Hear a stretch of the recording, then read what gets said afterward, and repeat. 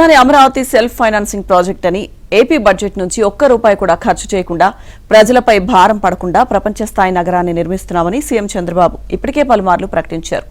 దీనికి అనుగుణంగా రాజధాని అమరావతిలో ల్యాండ్ మానిటైజేషన్ పాలసీకి సిఆర్డీఏ శ్రీకారం చుట్టనుంది. తొలి దశలో రాజధాని పరిధిలోని 4000 ఎకరాలను ఈ జాబితాలోకి తీసుకురానుంది. ఈ భూములను ఎకరం 20 కోట్ల చొప్పున విక్రయించడం ద్వారా 80,000 కోట్లు సమీకరించనుంది. ఈ నిధులను రుణ సంస్థల నుంచి తీసుకున్న అప్పులు తిరిగి చెల్లించడానికి ఉపయోగించాలని భావిస్తుంది. అలాగే రాజధానిలో చేపట్టాల్సిన వివిధ ప్రాజెక్టులకు నిధుల కొరతను కూడా వీటితో సమర్థవంతంగా అధిగమించవచ్చని అంచనా వేస్తుంది.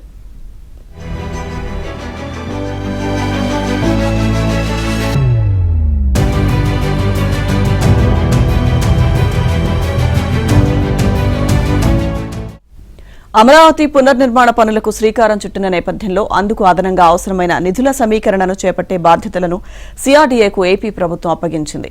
ఈ క్రమంలో పలు బ్యాంకుల కన్సార్షియంతో సిఆర్డీఏ కమిషనర్ చర్చలు జరుపుతున్నారు. అమరావతి రాజధాని రూపురేఖలు మార్చడానికి మొత్తంగా 77,250 కోట్లతో పనులు చేపట్టేందుకు సిఆర్డీఏ, ఏడీసీ సంయుక్తంగా ప్రణాళికలు సిద్ధం చేశాయి. రాజధానిలో 49,000 కోట్ల విలువైన ప్రాజెక్టులకు ప్రధాని మోదీ చేతుల మీదుగా శుక్రవారం శంకుస్థాపన జరిగింది. ఇందులో 15,000 కోట్లు కేంద్ర ప్రభుత్వ గ్యారంటీ కింద ప్రపంచ బ్యాంక్, ఆసియా అభివృద్ధి బ్యాంకు నుంచి తీసుకున్నారు. ఈ రెండు సంస్థలు 6 ఏళ్ల పాటు దశల వారీగా నిధులు మంజూరు చేస్తుంటాయి. అలాగే హడ్కో నుంచి 11,000 కోట్లు రుణంగా తీసుకున్నారు.